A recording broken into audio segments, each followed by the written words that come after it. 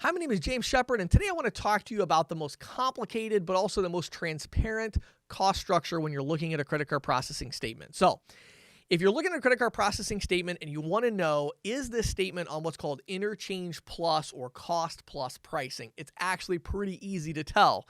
You should have a huge interchange table on that statement. What does an interchange table look like? Well, over to the left, there's going to be a bunch of incomprehensible abbreviations that you're not going to understand. And there's a huge list, and it'll say, you did $1,000, 7 transactions, and there was this percentage and this per item fee. And then it goes to the next line. And there's just a bunch of different ones. Depending on the total volume of the statement, there could be 10 variations, there could be 200, So you're going to have this big interchange table, okay? So when you see that, you know that this statement is on interchange plus or cost plus pricing. Now, interchange plus pricing, cost plus pricing happens to be my favorite form of traditional pricing because it is, generally speaking, the most transparent, meaning it's the easiest one to be able to tell for sure if you're actually getting a good deal, okay? The problem with it is it's also the most complex because of the big interchange table to try to read the statement, okay? So, a couple things about this that I want to point out. There's a few different things you're going to see on your statement that should be things to kind of tip you off as to whether or not this statement is getting if this statement is on competitive pricing, okay? The first thing that will tip you off is you should see somewhere in the statement something called total interchange. Total interchange. Now, the interchange there should be the total cost of processing, meaning this is money that the credit card processor is not keeping. They're collecting it, and then they're passing it on to the bank that issued this particular card, okay? Now, in the U.S. market right now, May 2019, as I'm making this video, the average interchange is 1.7%, okay? Now, there is definitely variation in that for sure, okay? If you're a really, really small ticket merchant that does a lot of debit transactions, you might be at 2.5%, something like that, 2.7%. You could have some really high numbers if you're very, very small, like below a $10 average ticket, like a hot dog stand or a coffee shop. If you're a really large ticket merchant and you take a lot of rewards cards, corporate cards, business-to-business transactions, you could also be in that 2.2 to 2.7 or 8% range, okay? But for the vast majority of business owners, vast majority of statements you look at, you should be around that 1.7% range. So if you see a 1.6 to a 1.8%, total interchange, probably that's about right. So what do I mean by that? Well, when you look at it, you take the total interchange and divide it by the total volume. So just like in that first video, 2 videos ago, we talked about the effective rate. We talked about taking the effective rate by going the total fees divided by total volume. In this case, we want to see the effective rate of the interchange. So we take the total interchange divided by the total volume, okay? That gives us a percentage. And again, we know that the average across the country is 1.7%. Now, I know some higher ticket businesses that do a lot of debit transactions, like auto repair is one of those. Many times their interchange rates could be as low as 1%, even a little bit lower. So again, you definitely have some variation in this. Now, what is the way to kind of gut check this thing? Well, it's really easy. Go to examplemerchantquote.com. Go to examplemerchantquote.com. Put in the business type, select a business type, put in the total volume, the total fees. Then when you get to the quote, if you scroll down a little bit towards the bottom, we actually build an interchange table from scratch using statements we have in a database. Right at the top, it actually says the interchange amount.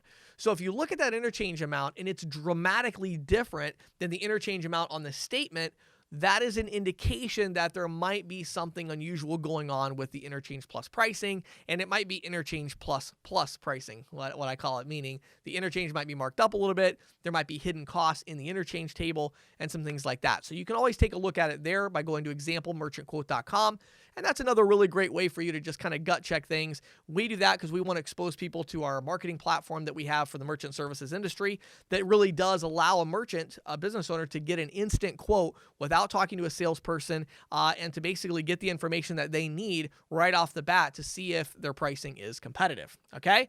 So that's one way that you can do it. Now, once you've determined that the interchange is good, it's, within that range where it should be, and you've maybe gut checked it by going to examplemerchantquote.com, The next thing you want to do is look at the other fees. Now, this is where it gets really tricky because there's so many other fees, but I have a really simple way around this, okay? If you found the total interchange, and if you didn't find total interchange with an amount, this is a statement that already to me is a little suspicious because interchange plus pricing, by definition, should say what the interchange is, okay? The next thing you want to do is you want to take the total fees minus the interchange, and that will tell you the markup, okay? Now, that doesn't mean it's all profit for, for the processor any more than, if you have a pizza shop and, you're marking up your pizza, well, of course you're marking it up over cost. You have to pay for your employees and your lease and, all the electric bill and all the other expenses. And the same goes for the processor. They may be marking up and keeping some of that money to pay for their building rent, to pay for their support system, et cetera, et cetera. But if you take the total fees minus the total interchange, you're going to come up with a number that will be the markup, okay? Now, we're going to do the same thing with the markup that we did with the interchange. We're going to take the markup divided by the total volume, and we're going to get a new effective rate. So again, the interchange should be about 1.7%, okay? The markup should be somewhere, again, depending on your volume. If you have this statement you're looking at and the volume is, say, $10,000 a month or less in total volume, that's a pretty small statement as far as our industry goes as an average. So it wouldn't be unusual to see something like 1% or even 1.5% there as far as markup, okay? But if you're like, 20, 30, 40,000 in volume, if you see more than maybe 0.7% markup, most likely that's not very competitive, and there's an opportunity to maybe have some savings with that statement. If you're looking at 60,000 and above in volume, well then, even if you're seeing something like 0.3% markup, there's probably still somebody that might be willing to give you a better deal. So it'd be a good idea to head over to examplemerchantquote.com, get a quote, see what can be done with that particular statement, because there may be some opportunities there to do something with that. Okay. So, interchange plus pricing, the most transparent, but the most complicated to read the statement. So it does give you all the data you need to see if you're getting, the statement is getting a good deal. But the problem, of course, is that it's difficult to actually read all the data. So again, that's why you want to head over to examplemerchantquote.com and see what you can find there. Maybe you can see there's some opportunity for savings. If you have questions, you can even send in a statement. We can do a full side-by-side because our quote tool does complete side-by-side analysis, full statement analysis, like traditional statement analysis that you've seen in the industry.